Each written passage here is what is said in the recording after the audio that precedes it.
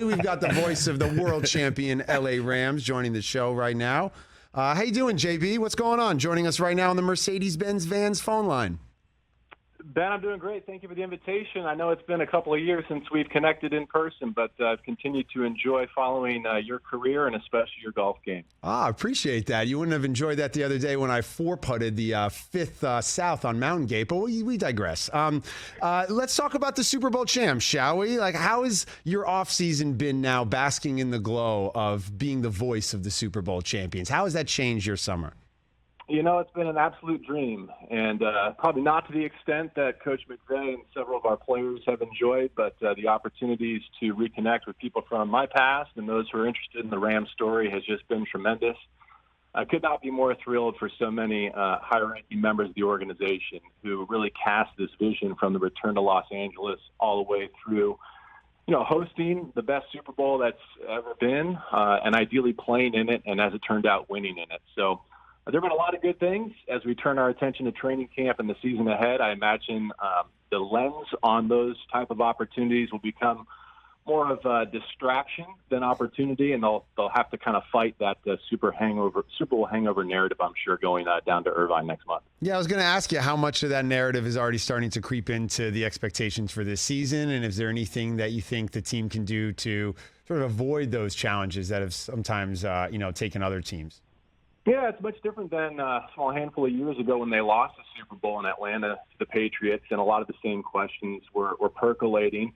You know, when big-time media members like you come right out and predict a repeat, which hasn't been done in nearly 2 decades, in the middle of the summer, I'm sure that puts the weight of the world on their shoulders as they get set to play, I think, the most challenging schedule in the National Football League. But, you know, I think if there's reason to believe, to the prediction you made yesterday, I think there's a chance that the Rams are maybe a year ahead of schedule, actually, in their achievement last year. And a lot of that has to do with the quarterback, Matthew Stafford, and just how much I think he can grow and improve in his second year teaming with Sean McVay in this offense.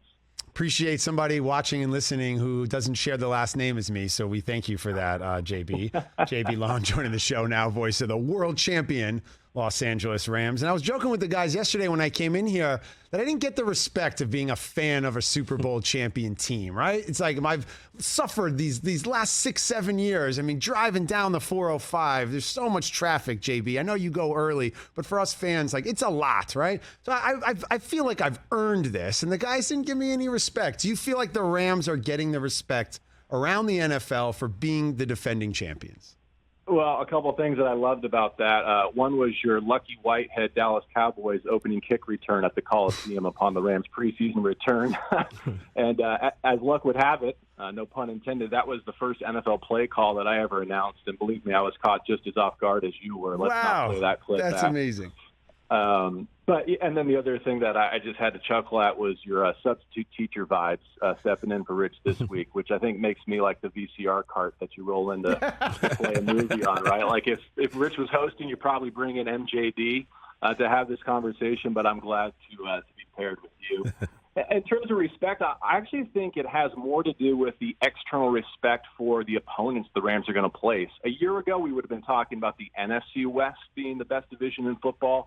Now it seems the conversation has shifted, rightly, I think, to the AFC West. And the fact that the Rams' first-place schedule, which already includes the likes of the Cowboys and the Buccaneers and the Packers, also overlaps with that AFC West, which means you're going to run the gauntlet.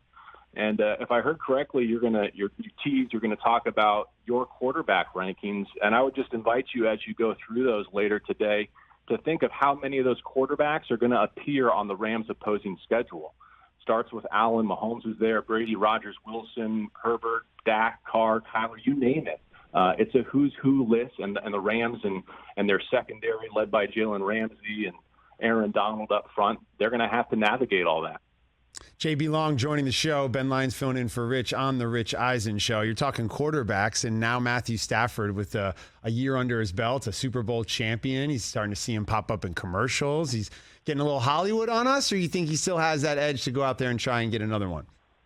I think if there's anything I learned from the first 12 months of watching him work is that he's completely unflappable. And that was the reputation that preceded him. And now that it's kind of on the other end of the spectrum with some of the accolades and the credit that he's finally getting after not just winning his first playoff game, but also a championship along the way, I don't think he'll be changed. I think he actually has a chance to have his best year yet for some of the reasons described previously. But whether or not OBJ comes back to help him along the way, Allen Robinson's acquisition, I think, was a huge one. And he gives Stafford something that I think he's had in his prior years in Detroit, but that the Sean McVay Rams have not had in their handful of seasons, and that is a big-bodied receiver that can really help out in the red zone. And so I'm curious to see what that looks like, teaming with Cooper Kupp and the options that gives Stafford and McVay in the passing game. I think the biggest untold story of the offense at the end of last season was just how much McVay and Stafford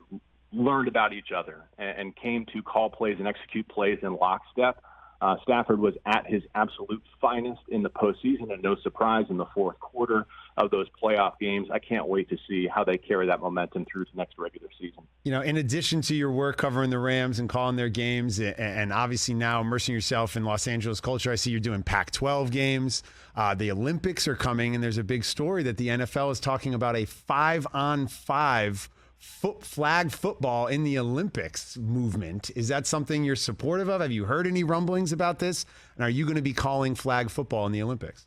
I've got my hand raised. I think that would be awesome. I'm reading the same stories that you are. I don't know where that stands, but I think everything to grow the game is tremendous, including my friend MJD's trip to Africa most recently and sending the game abroad. I know the Rams have been instrumental in that effort, and along the Pacific Rim and in Mexico and some other places where they've really expanded their brand and that of the National Football League. So I'm a big proponent of the Olympics and of all forms of football. So I hope that comes to fruition. You know, JB, we were talking earlier on the show about the state of sports media and the conversation around new media and old media. You know, you are a young guy who's got a traditional job, an older job, and calling games on the radio. But now you have a presence on Twitter. Now you have a presence on Instagram. It's a whole different day than generations before. Where do you stand sort of on old media, new media in terms of sports, and where do you think you fit in? Getting older. Feeling older media by the day. I appreciate you still lumping me in with the prior group, but I don't think that applies any longer. But yeah, I think in addition to my work in the National Football League, we're seeing that very much in the transition at the college level, the latest wave of realignment, including the teams here in Los Angeles, UCLA and USC. They're moved to the Big Ten, what that means for the Pac-12 and for the college structure at large, especially with upcoming TV deals for those conferences. You know, I think the expansion of the platforms has served all of us really well as viewers. I think live sporting events continue to drive that industry, and they are the most consumable and desirable product. For the sake of our business and for our careers, I hope that's always going to be the case, because being as close to the game and calling it live has always been my goal, no matter how our audience is consuming that. And especially from the radio standpoint, there's never been, I don't think, a better radio market than Los Angeles, and that's why I feel so privileged to be here, is because whether it's traffic or other reasons, we do spend a lot of time in our cars listening to you and to Rich, and hopefully to games on Sunday.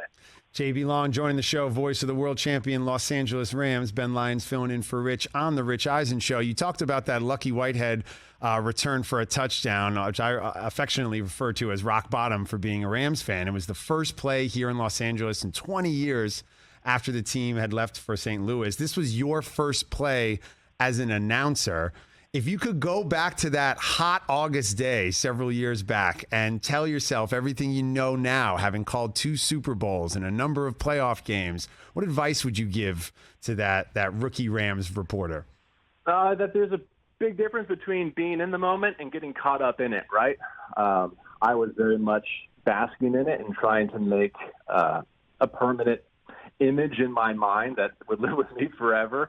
And I remember there being flash bulbs, even though those don't exist anymore, and it was the middle of the afternoon, right? So I don't think I really had an accurate view of it. And even in the most recent Super Bowl, I still, battle some of those emotions and have to remind myself to be there play in and play out, because you never know which one is going to define the game. And I think that is one shining example, the opening kickoff. And then another would be that you never know when Aaron Donald is going to break through the opponent's offensive line and get, hands on Joe Burrow or Jimmy Garoppolo and author the 2 most defining plays in his career or in Rams history. So you often think that it's going to be, the game-winning buzzer beater or the walk-off home run.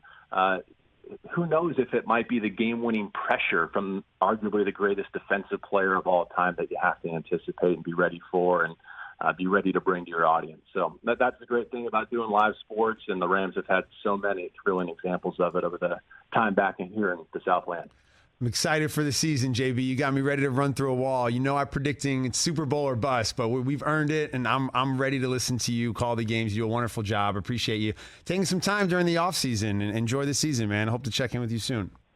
Yeah, here's to no more 4-putts this summer and no kick returns allowed for touchdowns this year for the Rams. I love it. Thanks so much, man. Let's get on the golf course soon, huh? All right, Ben and crew, have a good rest of your show, and I hope by the end of the week you've achieved that goal of the audience coming along with you to realizing that you're not too bad, you're a nice guy, and that you're worth having along for the ride. Glad to see the check cleared, JB. Glad to see the check cleared. Yeah, Gosh, P1 JB, over here. Yeah, really. PR guy. I love it. Just really listen. Let's get him like a Nielsen box or whatever you do to monitor ratings around here. Yeah, thanks a lot, JB.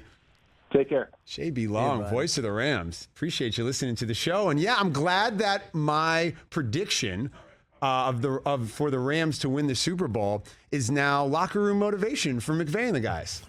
That's what he said, right? He said that the highest levels of the Rams hierarchy. I love it. Les Snead is sitting around being like, "Well, Lyons predicted it, so here we go. Let's go make it happen."